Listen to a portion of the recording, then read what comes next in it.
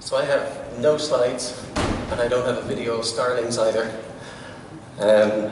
So last year at our first user space event, I think it was the end of the day on the Friday, we had an open discussion on project growth, and this is really intended to be a follow-up to that. So it's intended to be interactive. I can give you my opinion, but I'm more interested in hearing opinions from the people in the audience. Last year when we talked about it, the main topic that came up was the possibility of moving the project to the Linux Foundation. We talked about a possible lightweight model for doing that. So the intent was not to change the technical governance in any way, but to look at using the Linux Foundation to provide independent hosting and event management and legal coverage for trademark issues, things like that. So there was a bit of discussion with the Linux Foundation and a bit of discussion on the mailing list, and we had a proposal, but we never made any progress on it. We essentially decided at the time to put it on hold. Now you'll have seen a post and some follow-up discussion on the mailing list raising the topic again. So there were a number of us who felt that we should air the topic in public again before everybody came here and give people a chance to consider their views on it, consider their company positions, and come prepared for this discussion rather than be caught by surprise and not know what to say. So there's a couple of things I think we need to think about. The first question in my mind is whether we can reach a consensus on whether we see a need for change or not. So if you look at the whole issue of do we move to Linux Foundation, do we move to FIDO, do we become an independent project, what's the budget? There's all kinds of questions there, but the first question I think we should look to address is just, do we see a need for change or do we not? If the consensus is no, we don't, then we're done. If the consensus is we do, then we need to think about the next step and the high-level strategy for that. The two obvious ones are to look to structure an independent project in Linux Foundation, which is the path the Open vSwitch project went down recently. The other alternative is to look to move DPDK as a sub-project into FIDO. And there's pros and cons to both, and people can give their views on it. If we get past that, and that might be optimistic given timing, and we'll see how we go. But if we do, then there are various other details we can discuss. So we could talk about any changes that people think are required in terms of technical governance. I mean, generally, whenever that comes up, people's perception is that the technical governance and the technical decision-making on the project is very good. We have a technical board in place. I think, from memory, it's Thomas and Olivier, Bruce, Constantine, Stephen, Jaren, and Panu from Red Hat. They're not terribly active in that capacity, but I think that's a good thing. So if there were issues being referred to the technical board all the time, then it would be a sign that there are problems in other areas. We have scaled the number of maintainers. So we have Bruce maintaining NextNet, Johan maintains the virtualization tree and the stable 1607. So there have been steps. I mean, Thomas has said for many years now that we need to spread the workload and increase the number of reviewers, and we have done that. But like I said, if we get to that stage, we can discuss the technical governance and whether people see any changes required there. And then we can discuss any other issues that people bring up. But what I wanted to start with was the move to the Linux Foundation and whether people see a need for change or not. So that's the question. And like I said, I'd like to keep it focused on just, do we see a need for change or do we not? And not get into the nitty-gritty detail of, is it an independent project or is it part of FIDO? Because we'll go off in too many different directions if we try and do that. So that's the question. Any thoughts, any opinions, any views on that?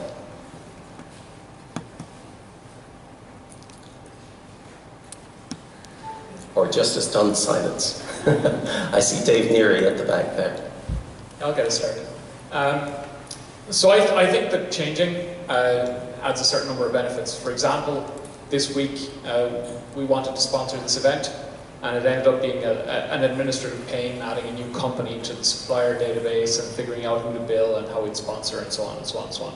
Last year it was the same thing, except it was even worse because you didn't have an event company last year, so we had to actually contact the venue and do the billing ourselves. I think things like this, where we want to pool resources for events, get people who are active in the community who maybe want to put some money towards sponsoring an event but don't want to do the organization themselves, that's the kind of thing that I think is already useful. Legal oversight. So you mentioned that, handling trademark, although I don't think we have any trademark issues here. But, and the other area is that the Linux Foundation, when a project goes to the Linux Foundation stands behind it and says, we have looked at the governance of this project and we believe it's a fair and level playing field. So even though the people who are, and I agree with you, who are participating actively in the project would not have any problem with the day-to-day technical governance of the project, it gives a guarantee to people who are maybe looking at joining DPDK that this is a project where there are not going to be issues with technical governance. So those are the reasons I see. I think it's good to move, and I defer till later the discussion of where to and how. Okay. Any other input?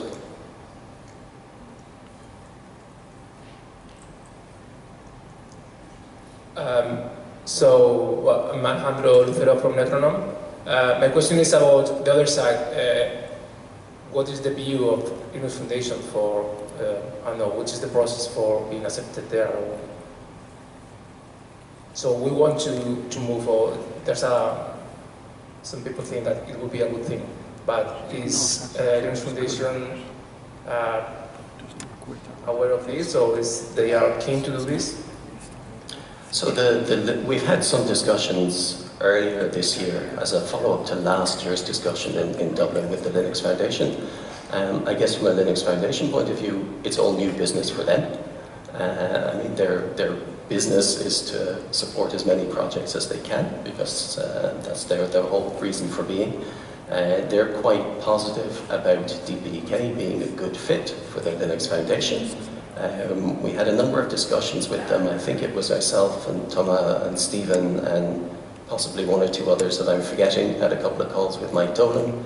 We had a couple of public calls where we had Mike Dolan and others from the Linux Foundation talk through the benefits that the LF could provide. So I think the Linux Foundation will be very supportive of it. Had your comments, Stephen? I just wanted to say, was there any, previously it got down to, there was some sponsor commitment that was required to get into LF, and I was wondering if that had changed at all. And so if we were to move to the LF as an independent project, then we have a whole range of details we can work out, and one of them is budget. So when we talked to the LF before, the cost is obviously dependent on what services you want them to provide. So we went through their list of services and we put numbers against, or guesstimates maybe, against the different areas, and we came up with a budget of about 250,000. So the suggestion from the LF at the time was you're looking for about 10 member companies to contribute at about 25k each. Now, the LF do a whole range of different budgetary models. If you look at what Open vSwitch did, Open vSwitch moved into the Linux Foundation with zero budget. So nobody is a member, nobody contributes any dollars to the OVS project in Linux Foundation. As and when they want to avail of LF services, they have to, within the project, work out how to fund that. So they just do it on a case-by-case basis. If they want their OVS event in November, for example, they have to agree amongst themselves who's going to fund it and who's going to pay the LF event management team. So we could go with a zero-cost option in the LF. We could go something in and around what we were talking about before. There's a whole range of options. thank you.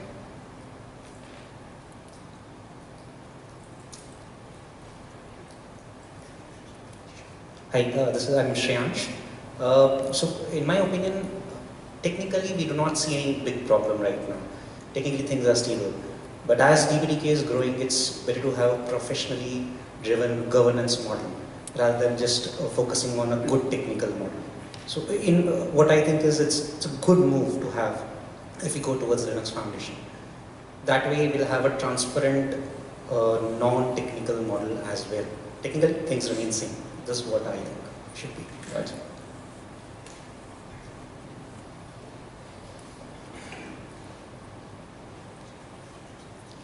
Hi. So Jerome, I'm from Cisco and involved in FDIO. I will not talk about FDIO as an option, but I think what we need to do is we need to move, not because the work which was done as of today was bad. Actually, this is quite the opposite. It's a good problem we have to solve. The community is growing, so we probably need more professionalism now, and we need to do that respecting meritocracy principles of open source.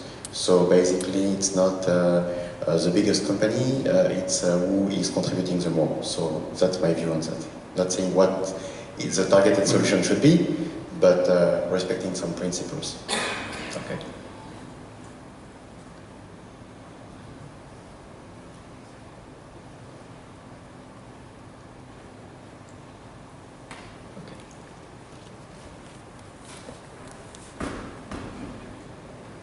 So thanks Dean for opening the topic. I think it was an important one. So I'm Vincent from Sixwin, since you named it many times the topic. And I'm pleased with this discussion now because in the past we needed to make the trend of FDIO to be created because it was in the air, but unfortunately we know we had to sign NDAs and we could not speak about it. So I think now everything is public, so it's better shaped. I'd like to hear, because I know we have some people from ARM here, I don't think we have any IBM people. I would like to hear about these people which are non-Intel, and I understand that some people, and maybe some NIC vendors, I heard Metronome, and I know there's Mellanox. I remember when, years ago, when at the time it was Intel DPDK, and really our goal was to make it as an open solution for open NICs, for open CPU support. And I still, yeah, it was in a message, and I think they reminded that some people have some concerns that they cannot come in because of some lack, I don't know, governance or openness. So I think I would like to hear from the ARMs, from the IBMs, or maybe we'll have to follow up over the email from the NIC vendor that they will be confident and they will even keep spending more resources, more capability on technical side. I'm a technical engineer, so I don't really care about the nice logo, even if of course I like something and I'm pleased with what has been done today. But I would really like to hear from these vendors that for them it's very important. No, that's a good point.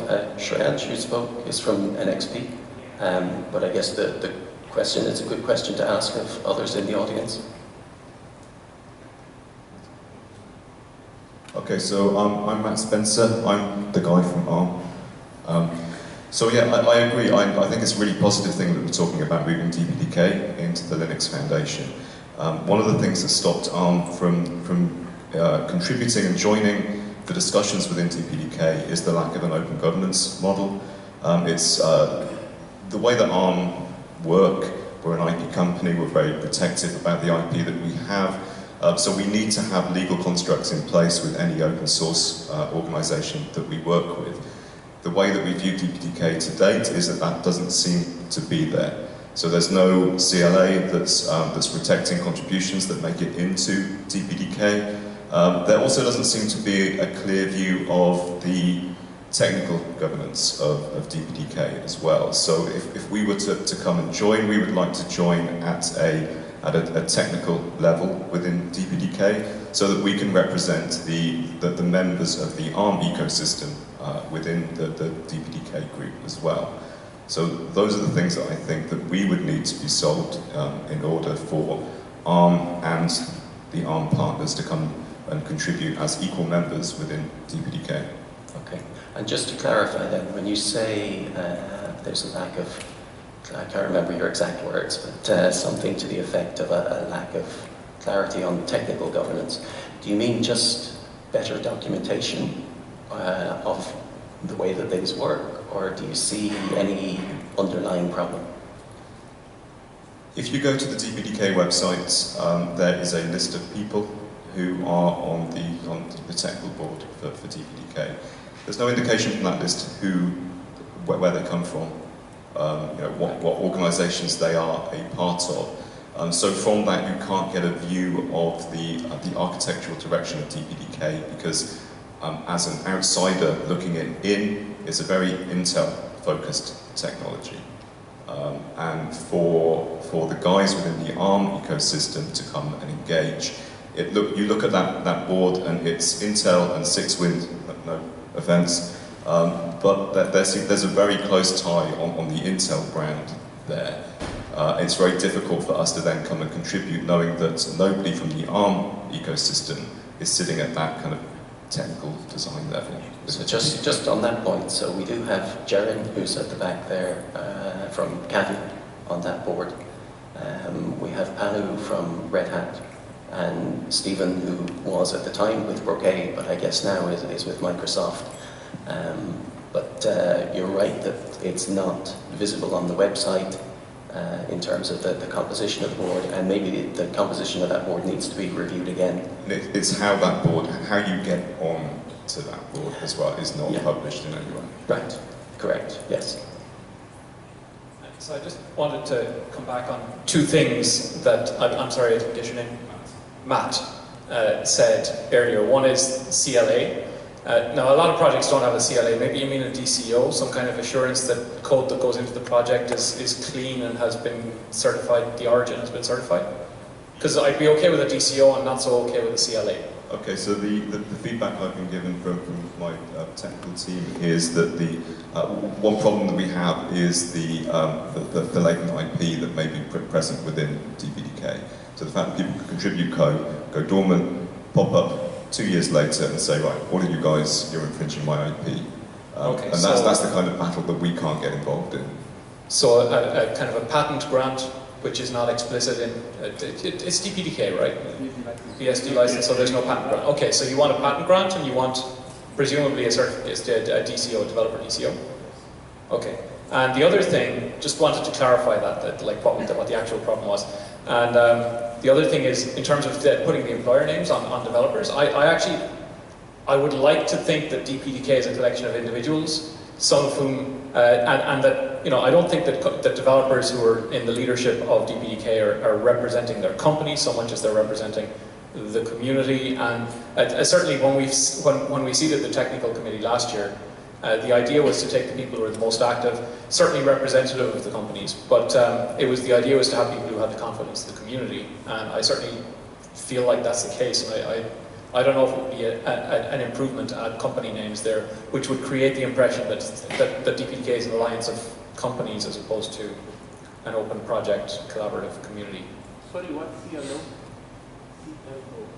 CLA is Copyright Licensing Agreement, or a Contributor Licensing Agreement, and the DCO is a Developer Certificate of Origin, which is what kernel developers sign to say, I certify that I have the right to contribute this code, that I own all of the IP, that if there is any IP in here that I don't own, that I have the license and permission of the employer to give it, that kind of thing. I'm paraphrasing. So before you go... I thought we do that. Yeah, so Christian, I'd suggest we don't rat hole on that. I'd like to go back to Vincent's question for other CPU vendors and other NIC vendors. And are there any other perspectives from them? I'm Jay from Spirent Communications, and one of my perspective is that we are still not making any money from our involvement with DPDK, and we kind of feel that we are contributing to the project by buying Intel Blade servers to test our solutions. So if there's a cost involved, we'll have to think about this.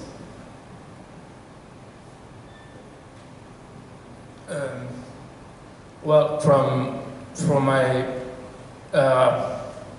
point of view of Metronome, I'm afraid we have not done this kind of introspection about our relationship with DPDK.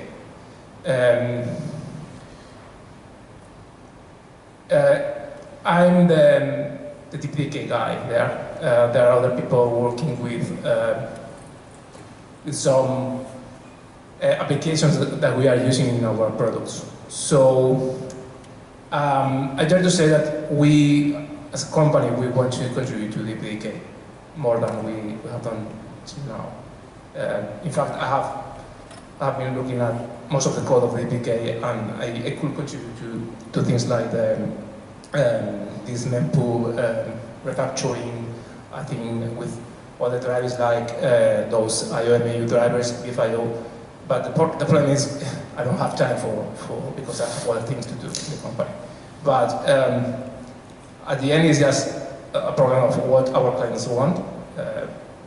We have clients asking for the DPDK support, so in that case, we are going to have people working on the DPDK and contributing to the DPDK. So, okay.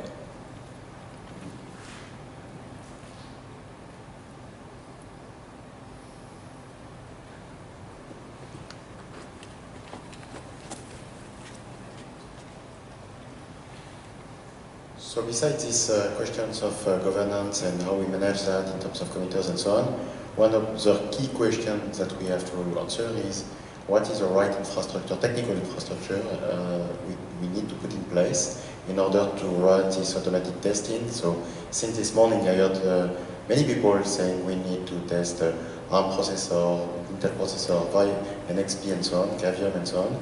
So we need to have combination of different hardware, Intel, non-Intel, different NICs. So we need a physical infrastructure for that. We need people operating that. We need software managing that, and that costs a lot of money and effort. So, I mean, if we decide to move to something else, it's for different kind of governance, probably more open and meritocracy, but also we need to have to see how we solve this specific problem. So that's if we just say we move, but we don't have a clear answer on that, I don't see the point.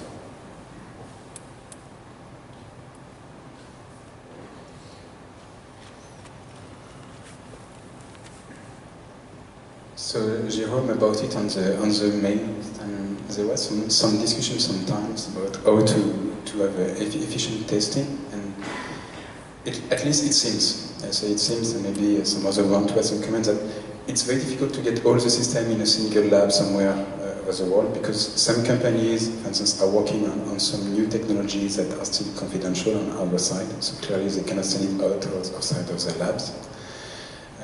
It can be CPU side, it can be NIC side.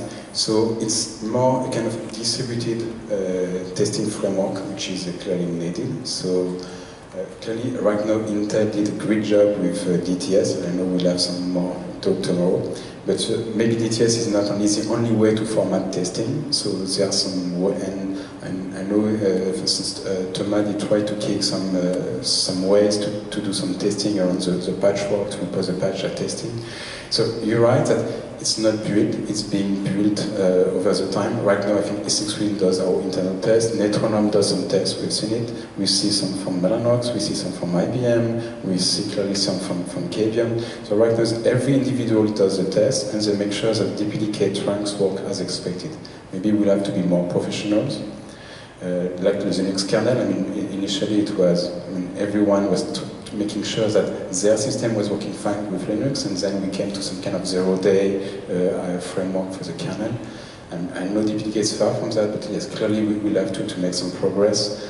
Unfortunately, as Vincent speaking and not as Xpipe, I don't see how we solve it with whatever foundation. It's really like some technical involvement, because, for instance, you know, if I speak as a Xpipe CTO, I need to assign some engineers on that topic to build a framework and to connect it with a framework, and I'm pretty sure with any hardware vendors, they need to invest some people to connect with the framework. So really the logic is, how do we get more engineers on DPDK working upstream? I mean, upstream first is very important, but also working upstream, but which are not development engineers. It's like in a company when you have to hire, it's easy to hire development engineers. When you have to hire test engineers, it's difficult to find them. So I think we're facing that issue as a DPDK community right now. So I have an answer for you, and I'm working on that. And my answer is today is VSPerf and CSIT. So when I was at Cosmos, so which was not far away, people were afraid, and they are good developers of DPDK, really afraid. Even if from your perspective the documentation is good, and okay, I have to say, I've been from day one in DPDK, I understand the documentation, but that's very hard to explain to people.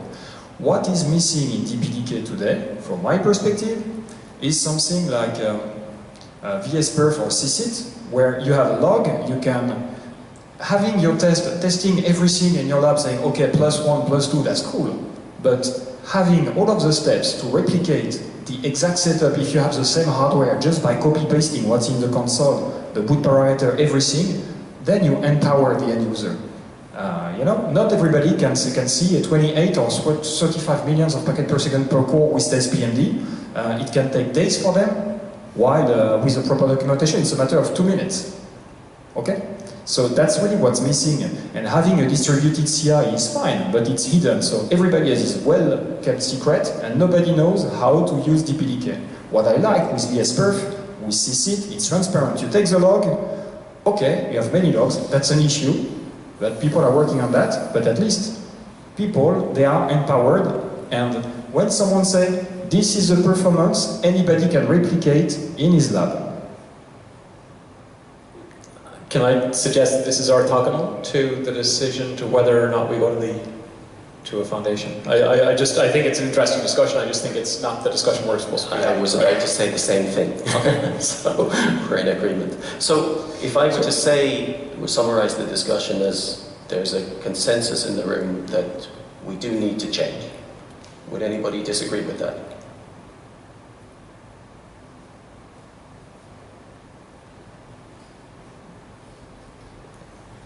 I really don't want to be seen as a bad guy, but because I know less, put my name, don't put 6 name, so yeah, I will have less issues. I have nothing against a pro Linux Foundation. I'm not, by the way, I've been supporting Thomas when he was doing that, but are we really sure that that's the best options? I mean, I don't know how to proceed, I don't know how to make some call for participations. Clearly they have a brand name. I should recognize it. But is there any way, I don't know, we put some ads on the DPDK website for like a month and say, we are looking for a room, and who can offer the rooms? I don't know what kind of nice process, and maybe someone will come with some nice proposal. I don't know, could be Linaro from ARM, I don't know, could be some of the foundations.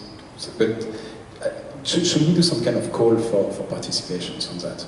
Call for foundations. But clearly I agree, something needs to be moved because I hear Matt.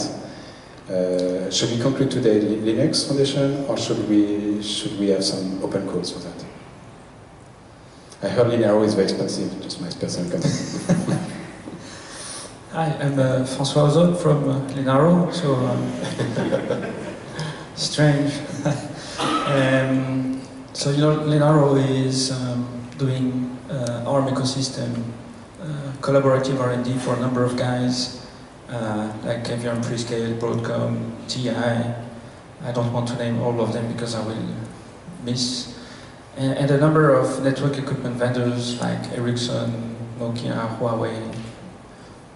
And I think those vendors are not here. Are there anyone from Nokia, Ericsson?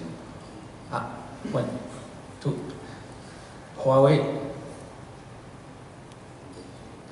Well, there are a number of those vendors that have a problem contributing to the project as it is now because of lack of governance. And not because they think technical, but that's their lawyers that say, you can't do it. So I think this is not a problem of being good, bad, or, you know, the lawyers have a logic that we don't have. So I think it would be better for the DPDK community to have full-scale support from those vendors in addition to Cisco to bring the community to the next level. But then also comes another point that I won't comment now, but that you may discuss later. As you said, let's talk about change and then what. But I'm not sure that the vendors I know, like Ericsson, Nokia, Huawei, would actually like to have the DPDK go to FIDO. But maybe as a fully complete standalone project looks simple from a lawyer window, but I'll let you drive the discussion here. Yeah, I mean, that's the next level that we need to get to. So, yeah, for now, from a vendor point of view, we have seen posts on the mailing list from CTE and China Mobile, I think. Now, Thomas, you asked them for more details, and there were no details forthcoming. But what they did say in public is that they supported the move. But that's the input we have from them so far. Stephen? I just want to echo pretty much what was said before, that from a business point of view, actually the best thing in a business is not to ask your customers about change, but to ask the people who aren't your customers of what they would like, because hopefully if you change, then they would become your customers. So it's a lot of times in technology, you get focused on what you're doing, and what you're doing, you want to ask the people who aren't in the room what their opinion is, not so much the people in the room. That's fair. So just on the idea of a call for foundations, I feel like we've spent a lot of time already. It's been over a year since we started. This has gotten to the mailing list. This has been in a number of community calls. I mean, if there were a compelling alternative, sure, but there's like a dozen different networking projects, and OVS, which is and FDIO, which are the two closest related projects, are both in the Linux Foundation. It's essentially free if we don't put aside some budget. I would like to understand what the specific issues with the Linux Foundation are that would cause you to look for alternatives.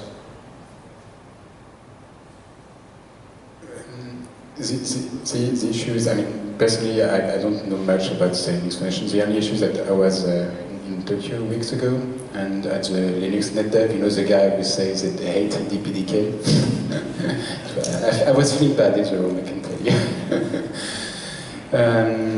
But besides that, I mean, working around, some people were telling me that they have concerns on it, and there are people which are on the open source. I mean, in DPDK we're in open source for like 3 years now, and these people are in open source like more than 10 years, and I don't know what it means. I didn't analyze. I even do not have the knowledge or capability to analyze it. It's just that I heard some question marks that it's expensive. But I am pleased to hear that OVS can be free.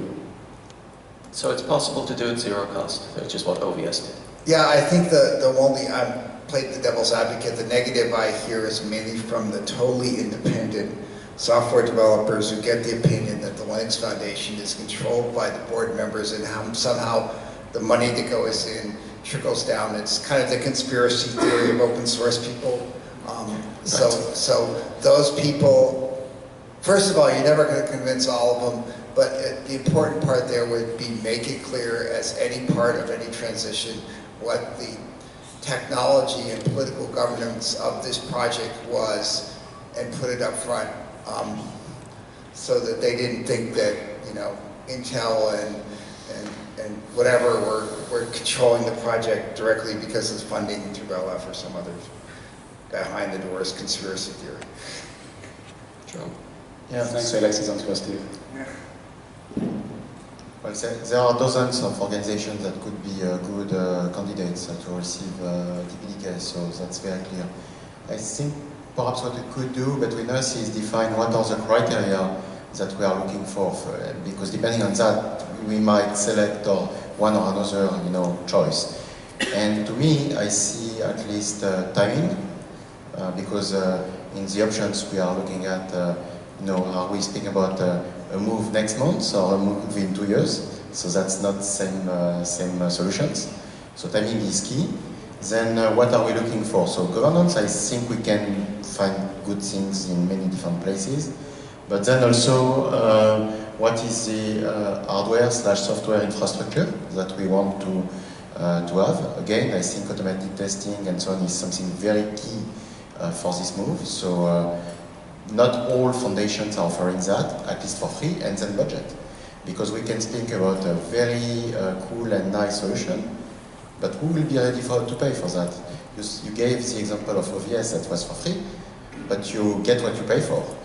Is it what we really want to have? Is it this model? I'm not sure this is what the community wants here. And I think if we go along this criteria, not all options will remain. So the risk is that we don't make any progress. So I think Dave said, we talked about this last year, and we're still talking about it now. If you look at Open vSwitch, the idea was first raised in public in June, and they moved to Linux Foundation in August. And quick, simple, painless. Yes, and the result is, do you see a new CI/CD model? Do you see performance testing? Do you see all that? No. But I don't see any degradation in those things either. Agreed, I agree. So again, we get what we pay for. And yes, as a community, yes. As a community, I think we now need for DPDK automatic testing, performance testing, things which are reproducible. I heard people from Red Hat saying we need something that is reproducible, otherwise people are always claiming this is bullshit, your numbers are bullshit. So it's very important that everyone can reproduce in its labs things, and it's not like a famous third-party things. Everyone is free to reproduce. I don't think independent testing is mutually exclusive to being able to reproduce things in your own lab. Typically, when people like VSPerf or CSID provide infrastructure, it is locally reproducible, and I know Bandcheck has been very helpful in helping us to reproduce how CSIT does its work. Inevitably, though, if with this kind of infrastructure, it has, if you want it done independently, it has to be paid for. But I think we're kind of heading back down the same rat hole that we were before, but getting back into performance testing and how it's done. So we're talking about two things. One was, do we need to consider alternatives to the Linux Foundation?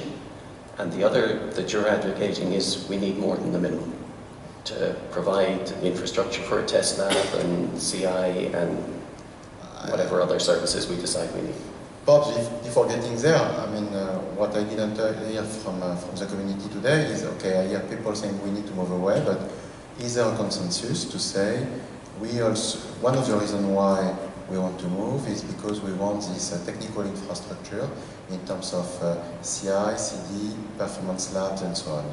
Then, if we agree, if there is a consensus for that, we can see what are the options, and perhaps you're right. I mean, I'm fine if there are other options, and if people are ready to fund this option, why not? Who will be then ready to assign people, and resources, and dollars, and it's not an initial investment, it's a long-term investment, so who will really do that? It's one thing to say, I'm not completely satisfied by a given situation. It's another thing to say, now I will invest a significant amount of money or people to fix the situation.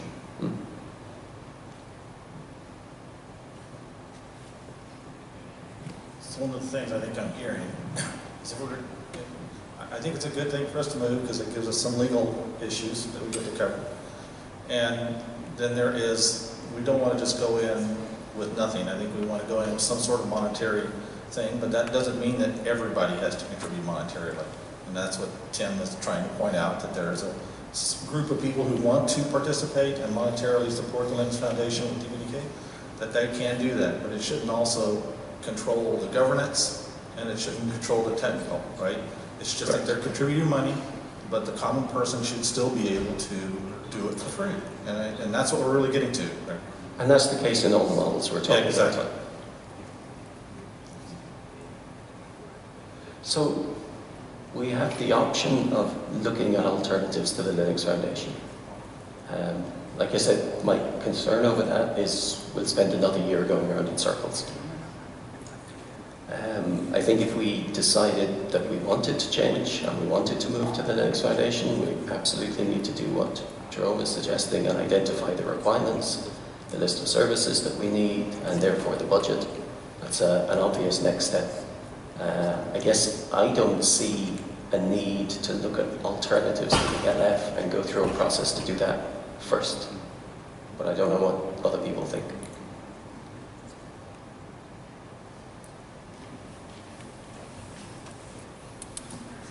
So just having been involved in those conversations with the LF last spring, I know that one of the things that was a prerequisite for them was to have the domain name transferred, because that was that gave them the ability to stand behind the project and say, we know this project is independent, right? We have this escape hatch. We have, you know, if there's any particular reason to doubt, we have the ability, we have the control of the domain name. I know that's still going to be an issue if we move to the LF, and I was just wondering if we could kind of bring the conversation around to that topic for a few minutes. So the question needs to be addressed to the person who owns the DNS entry for the website. It's my boss. You're speaking for him. So, I mean, as I said before, we are supporting to embrace more and more developments. That's what we do from the day one. So clearly, I don't know what is the right option, but I really want, let's say, the best options for.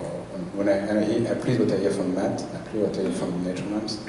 So that's clearly what, and in that case, I would say the domain name should be a minor issue. I don't see that as a blocking issue on the X side. Okay. But I really want to be sure that, let's say, we get with something which is not, as I was saying privately with Jim, I mean, unfortunately, Tim, when you ask for it, you ask it with your email at Intel. When I hear it from Matt plus from you, then yes, clearly it's resonate. And that's what I really like. So, and that's what I want to be sure that once we do it, we keep having more and more contributors, maybe fixing Jerome's issues, either from funding point of view or from contribution point of view, but that's so, and I don't think having a domain, it's like 20 euros a year plus the servers, and it's peanuts. So, right. So, and by the way, small comment, Open vSwitch is still owned by, is not owned by Linux Foundation. The domain name. I would be very surprised. You can do a voice. I checked it this morning from the hotel. Yeah, let's call it the Linux Foundation and ask them. Have you a comment, Jim? When we talked to Mike Dolan, so for those of you who weren't here last year, and some of your questions reflected it, when we had this topic a year ago, and we've had this topic for at least the past 2 years, but when this group got together 2 kilometers down the road, we had 2 key actions coming out of this. One was, let's put together some kind of technical steering committee, and they assigned a team of folks, and they went off and decided, here's how we're going to do it. Now, maybe they didn't document the process well, which is why you'll look at the website and say, how did this happen? But they intentionally said we need representation across multiple architectures, multiple companies, and to reinforce Dave's point, this really isn't about the companies, it's about the leaders in the community based on contributors, expertise, etc. And that's how Jared got it. So I'm going to fix what I said because I used maybe a wrong cache this morning. So openvswitch.org is the Linux Foundation. So I correct what I said. Okay. Okay, but so we picked the individuals who were doing the largest contributions in the community. And frankly, at the time, the biggest contributions came from 6-Win and Intel. So that team of folks said they get 2 representations. They gave Cavium, Jerem was one, Brocade, and Red Hat, because they wanted to have a relatively balanced thing. So that's how that came to be. Your question on, well, what's the process to add new people to change it? I don't know that we have an answer for that. So those are very good questions, and I think that's an area that needs more work. On the conversation around, should we move to a foundation, there was a subcommittee formed on that. And again, that subcommittee was composed of, I think, 7 companies, 5 companies, and they went off, reached a conclusion, put it on the developer list. All the companies said yes. Vincent, correct me if you're wrong, I don't want to speak for you, but your post, I think, said we'd like to wait at least some months. And we're here 12 months later. I think it's been some months having the conversation again. And Jim, I wanted to wait because there was, and we saw that CZDU happening, and I wanted to be sure that we don't mix things. So I think sometimes it's good to wait. Yeah. So what I've heard so I agree, but I guess for me, people have proposed the same things we've been through. And it's you have to answer a problem and move on. We looked at, last time we did this, we looked at Eclipse, Linux Foundation, Apache, and I think there were some others. Dave, you and Chris had a whole laundry list of things that were explored, and out of that came a recommendation for Linux Foundation. So I'm not a fan of reopening the set of options we could go look at again, because I would say this team of multiple representatives of this community looked at it, came up with a recommendation. I would say the recommendation was Linux Foundation. So let's figure out, if we're going to move, is that a reasonable option? And to Tim's point, figure out where we go from there. The one other thing I'll say is, I do think we've intermixed this conversation between a move to Linux Foundation from a standpoint of structure and governance, etc., and this other conversation around performance testing lab and whatever else. We can't commingle those, but I will suggest two things. One is, I think you'll find it nearly impossible to do a lab if you do it in a project that doesn't have any formalized structure. If nothing else other than this is going to require a bunch of hardware, and where are we going to put it, and who's going to fund it, and who can collect the money. And that's one of the single biggest reasons projects are in foundations, so they can go and have a lab somewhere. So I think that's something we do need to keep as a separate topic, but it probably needs to get addressed based on the number of people who brought it up here today and on the forums recently. But I think we need to stay focused on the topic now. So maybe that's why maybe we need to move some kind of step by step, at least with an agreement that we need to move. Then the question is what kind of mean we need to put as a lab, as a testing resources, and should be like some step-it approach. So like we did, in fact, if we look from the beginning to the 13, and things come, so we have time, and then progress in a wise way. So instead of over deciding too quickly. Yeah. So if we're generally agreed in principle that it's a good thing, I'm not hearing any significant argument against it, we do need to go through essentially the same exercise that we went through last year, where we talked through with the Linux Foundation all the things that they provide and what services we require and to what extent and what the budget is. Last time we did the budget with the Linux Foundation, it was based, the costs were based primarily around hosting of events. Listening to the conversation, the overwhelming priority that's coming out is hosting of lab infrastructure for performance testing, continuous integration. I would disagree with that. Just from personal and Red Hat point of view, maybe Frank does. But I would say the feedback I've gotten from Red Hat developers, and it seems like we've got consensus in the room, and we're now moving on to question 2. Does that summarize things properly?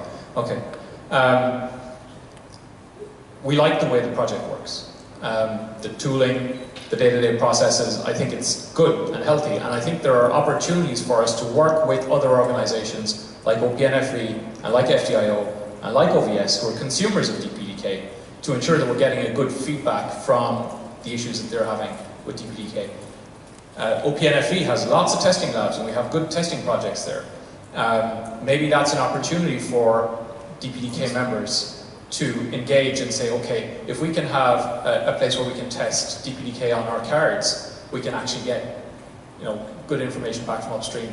To Vincent's point, there's a lot of card vendors that want to test and aren't ready to do that publicly yet. So we want to make sure that whatever we're doing is the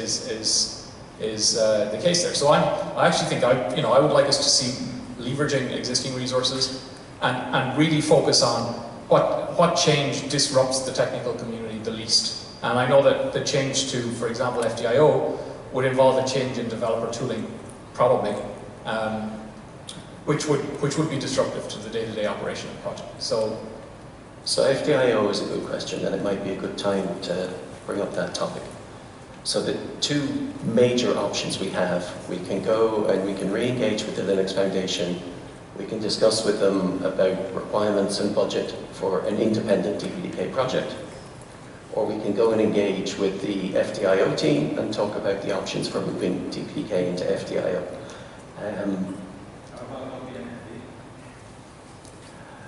It's another option.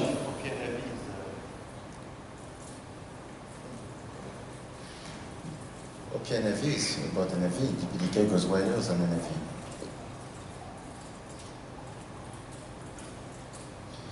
One comment on Well, first of all, we want this community to be as open as possible in terms of governance, but also in terms of access, which means that if we arrive with a costly solution, that might, not help to expand the community. So I think it's important to have a solution which is cheap in terms of budget, because otherwise we'll have difficulty to grow the members, right? So we have a conflict, right? Because on the one hand, we want a performance test lab, and we want CI infrastructure, and we want somebody to host events and do a whole bunch of other things. And on the other hand, we want it to be cheap. And the two don't go hand in hand, right? Yeah. So we're going to have to come to some compromise in the middle. That's why I believe Fido is a good option, because we have an existing infrastructure that can be leveraged for free. So that is one of the advantages of Fido, particularly the work that the van sitting behind you has done in terms of CSIT is a definite advantage. Want to comment? So I guess I can carry multiple hats. Cisco hat, the assisted TPL, and my own hat, i.e. me as an individual. So if I could maybe quickly comment me as an individual or outsider. The DPDK clearly is one of the critical open source software platforms used by open source applications and also the closed source applications.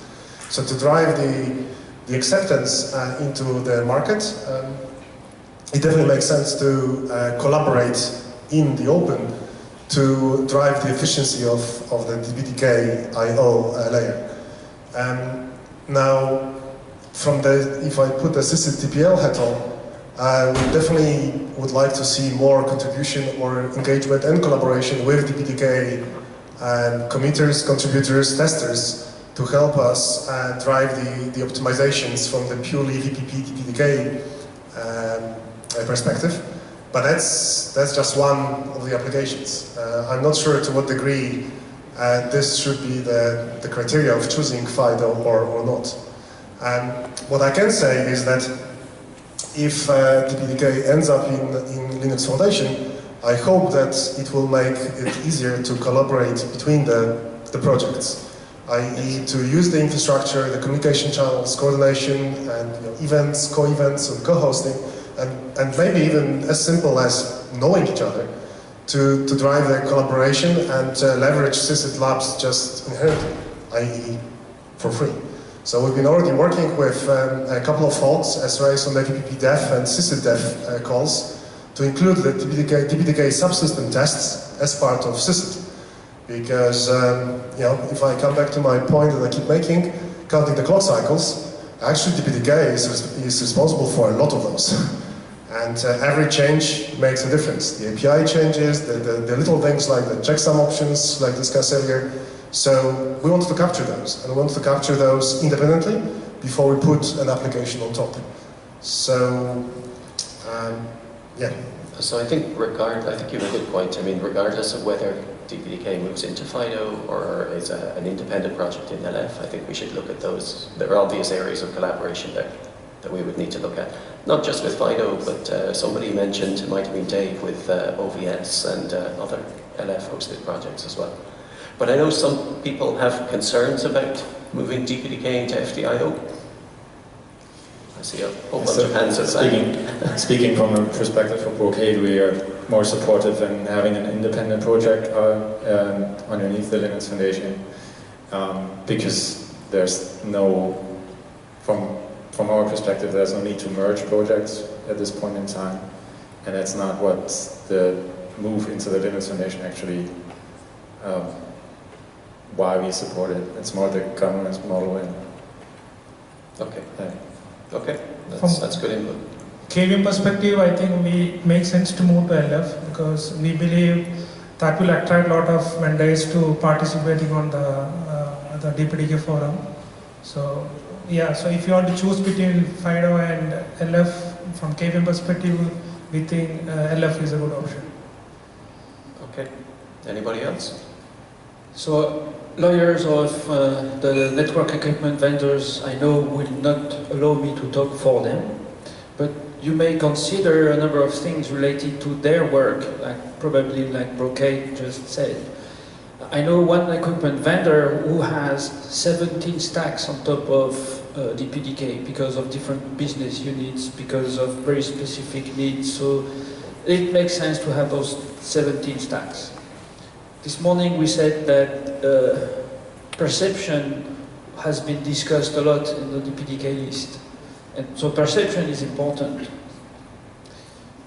In FIDO there is TLDK, there is VPP, which is coming from, for VPP from Cisco, TLDK, which is an IP stack from Intel.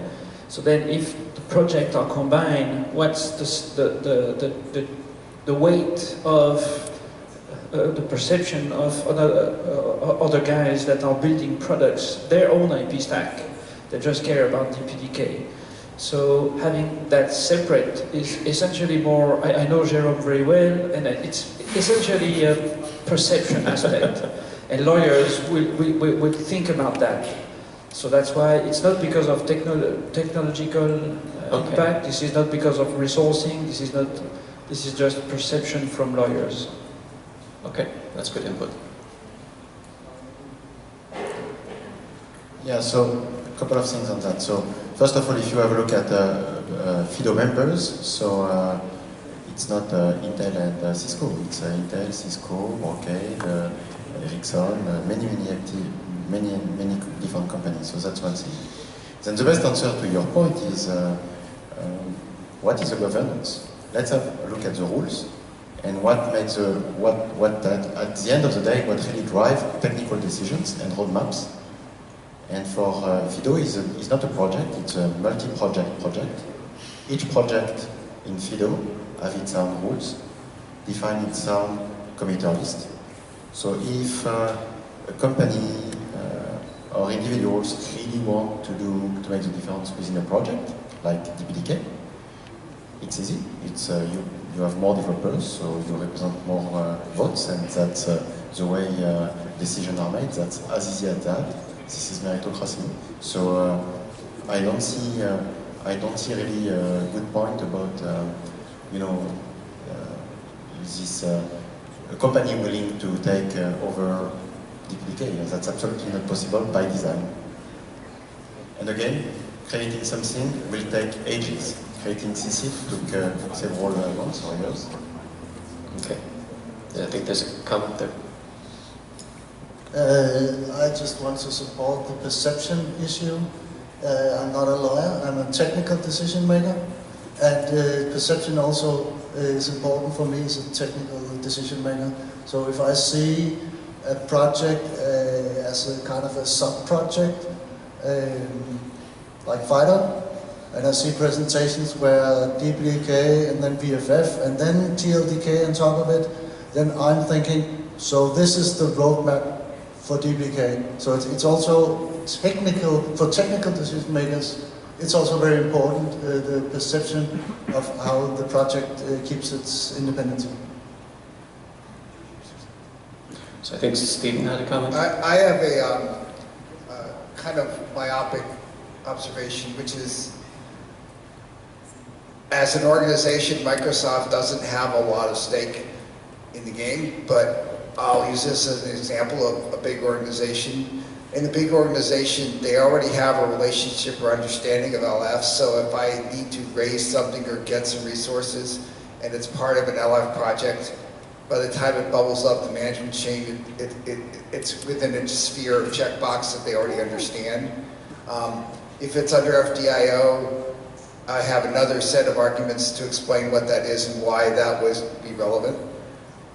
So it's one of those things of, it's like when you sell, how much education you have to do with the customer, how much you have to explain.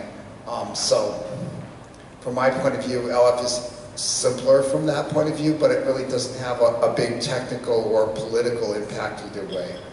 And I'm just using this as an example. I'm sure Samsung and some of the other big players in the LF would have the same. Okay, Matcha. Yeah, so just yet another comment on the cross-project and the infrastructure. So if I look at where the DPDK sits in the stack, being a platform, I mean, is it really crazy to forget, irrelevant whether it's LF or FDIO, but if we look at a cross-project approach, i.e. the multiple projects owning or developing applications relying on DPDK, is it really crazy to think about using a shared infrastructure across those projects and do something in the sense of continuous integration with a specific focus on benchmarking and optimization that actually provides a value to those applications across the board so that they all benefit, and that way hopefully there is also a collaboration from the application space to drive a hardening of the CI/CD, and whether, I mean, SysIt is not the end-all and be-all. We've been only alive since March, and it's, I don't know whether you spend much time in the lab, but it's bloody hard work, and it's getting harder. The more hardware options there are, and number of combinations, the combinatorial explosion is killing you. So I think it's the only way that may work, or should work, in my view, going forward, is a cross-project infrastructure with a cross-project team, maybe, that drives this, and all projects or all apps benefit. Yeah, I think for that it's not really necessary to merge these both projects. I mean, it's this topic came up already that we can address the testing and the continuous integration infrastructure thing, but not merge DPDK and FDIO into one bigger project.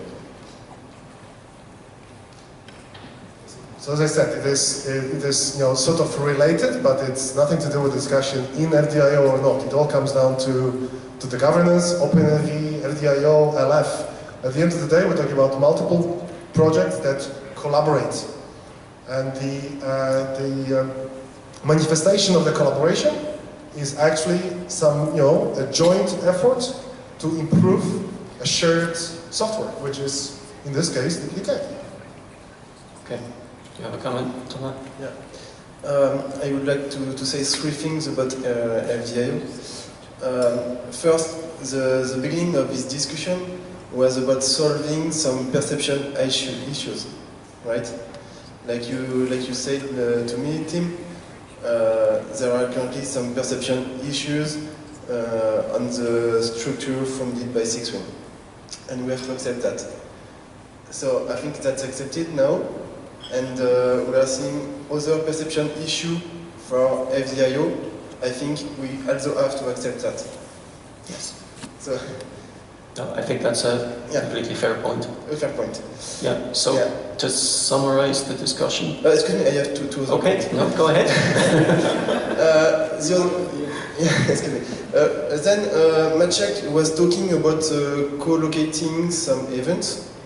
I don't see any issue with co-locating some Linux Foundation event. If DPDK goes to Linux Foundation and Fido is a Linux Foundation project, I don't see any issue. And the last point is about the testing infrastructure. I don't really understand why you say we could have that for free in Fido, because is it paying today to have a test in Fido? I don't think so. And you can have every hardware you want, every application using DPDK you want, every traffic generator you want. You never reach the full coverage. So clearly the solution is not to have a central testing infrastructure, but letting people test their own use case with their own hardware, with their own tools, and provide some results. And so that's perfectly okay to use the test results from Fido. And with VPP, it's really valuable. It's that from VSPerf, from all the testing projects you want. But really, if DPDK has no user, we don't need any test infrastructure. Why do we need that? We need test because we have some users. So the test must come from the users. The users are OVS, VPP, and others. So let's let people provide their test. And just a note, technically, today we have a mean to gather every test results in dpdk.org. In patchwork, we can have a counter of failure or success of the test for each patch. And it is neutral. A comment from? Yes, just to say that I don't know about, so we have two open source projects plus VSPerf, OVS DPDK, VPP, and okay, OPNAV. Yeah, okay. So the point is the DPDK organization also has to, so something, I think the basic test should be owned by DPDK developer, and the DPDK developer should, okay, that's good to have a voting CI and distributed CI, that's very fine. But at some point, you have to feel as a developer that the test is part of your job. So co-location would help, I would say. The other side, the other extreme though, is if you look at the development of DPDK and the value of having a continuous integration against that development stream, if everything was merged together, you'd have the problem of, I want to change the device model, I've fixed the applications in the DPDK, I have to now go fix VPP as well. You kind of have to pre-do every version port to keep the continuous integration system happy and alive. So there's real value in having a test coverage like the kernel 0 day is that runs against that project and only the resources in that project. And that's why if you try to merge everything to test everything at once, it becomes so far down the line that its value is heavily diminished. Okay, so in the interest of reaching some kind of conclusion before it's time for everybody to go for a beer, I'm going to summarize what I think I heard in the discussion, and people can shout if they disagree, right? So the first question was, do we see a need to move? And I think the answer to that was yes. Dave asked, was there any blocking issue with the website? And Vincent, I think you clarified, no, there isn't, which is great. We talked a bit about FIDO versus an independent LF project. I think on balance, the view I heard was erring towards an independent LF project rather than being part of FIDO. But to Magic's point, that doesn't stop collaboration between projects in terms of test coverage, test infrastructure, event planning, whatever else.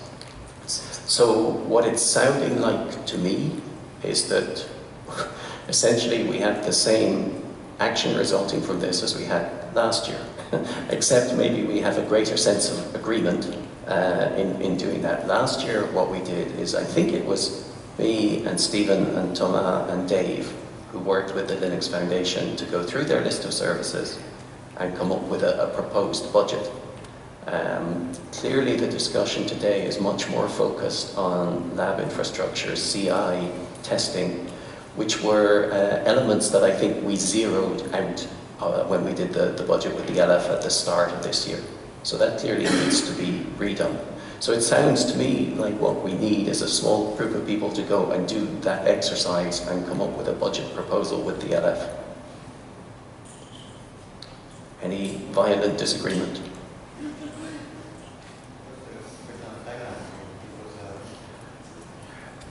So I think if we're going to, the question was on the timeline.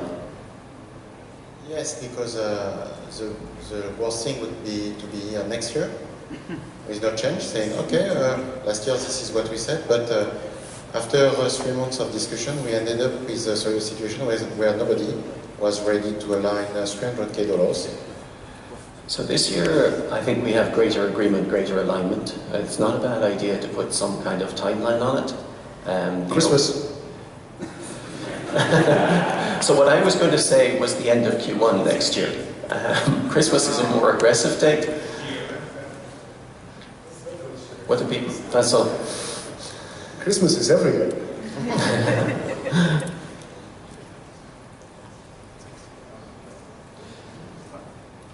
At least, I don't know what the timeline could be, but for any companies in the room, usually we know that having a budget by end of the year is always an issue. Planning budget for next year is always easier. So at least it has to be progressive from budgeting point of view, if any. It has to be what? Progress, step by step. Sorry for my French English. So what's the consensus on the target date? Are we saying Christmas? End of the year? Okay, so... So, on Vince's point, I think it makes sense to have a budget proposal this year. Okay. And act on it next year. So who wants to work on that? So hold on. How long does it take for a budget proposal? We've ready couple of weeks to read Couple of weeks. Couple of weeks. I say we put out a target for, we get the team together, we get volunteers to say, I'm willing to work on this, and it needs to be, to your point, across the organization, and if you think we need a process for it, let's talk about that, but let's get a team together. And I think 4 weeks, Mike Dolman probably can dust off what he had, and he does this enough, he did it with OBS. So the budget proposal is easy, I guess. When I was talking timeline, I was talking about timeline for it to be done. Right, so, but these guys are saying, oh, budget proposal end of the year. For me, that's way too long. I don't think we need that much, and I'm not a fan of, if we give ourselves that much time, we will take that much time. So let's put a more, let's maybe say 4 weeks, we'll have a budget proposal. 4 weeks, I think, would work for a budget proposal. Maximum from there, we'll vote on it and decide and move. Yeah. And then we can get by end of the year having this done. So Jim, maybe so we have some people in the room, some people are not in the room, as François Frederic was saying, some vendors, some CPU vendors, some lead vendors are not in the room. We need to be sure that everyone has the right awareness, the right decision process. I'm in a small company, sometimes we can move quick, but moving in 4 weeks, 4 weeks to have the proposal. It's budget proposal, but maybe it would be good to have inputs and feedback. So I agree, we need to move it. We need to budget before the end of the year, clearly. But we need to have inputs maybe from something. I don't know, unless it doesn't matter, unless we have some magic. Well, so one comment on those who aren't in the room. Well, I think it was Stephen who said, sometimes you cater to your customers who aren't here. I have been having conversations both where I've asked other companies and when they've badgered me about when are you going to fix the governance of this project for years. And those who aren't here today, I'm not convinced they'll be here no matter what we do. And you can look around and see who's here and who's not here. I'm not going to name names. There are some companies I think that aren't here. There certainly are some company cultural issues that if you work with those companies, you probably understand. I mean, I don't think those companies will ever visibly be here. I don't think you'll see them join. I think you'll see them consume the project as they are today. And if you walk through Mobile World Congress, you'll see DPDK this, DPDK that, DPDK this, and you'll say, wow, I never saw this company at all on a mailing list. Or the Thomas favorite thing, hey, when are you going to contribute, right? But they consume it, so internally they do things. I don't think we sit around and wait for those guys. I think, like you do at every event, Tim, or after a community call, or Thomas does, we document our decisions, we put out the call, we ask for them, we all go in our private conversations and poke and nurture and prod as much as we can. And if they choose to show up, that's fantastic, but we don't sit around and wait for them. So out of the people here, I mean, last year I named out the 4 of us. I think it was 4 who worked with the DLF on that activity. Out of the people here, who's interested in doing so this time around?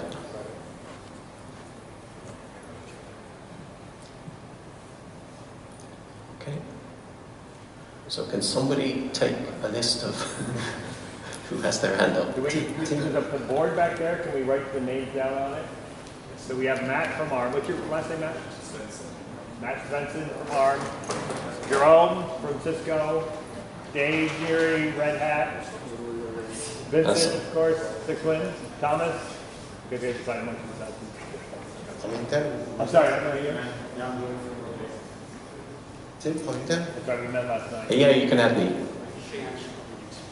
Tim. Okay, hold on.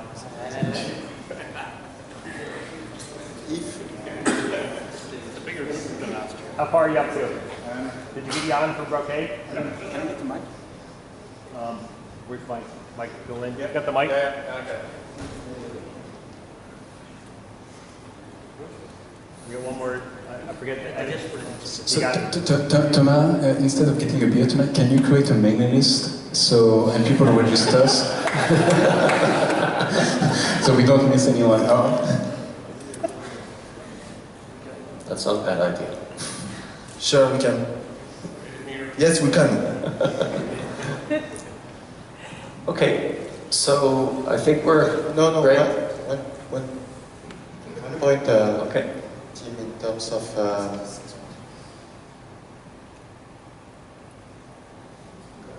Tim, one point in terms of what we need to do. In the case, I hear you about the fact that the general perception of this group here says that FIDO has a problem of perception. I hear that very clearly.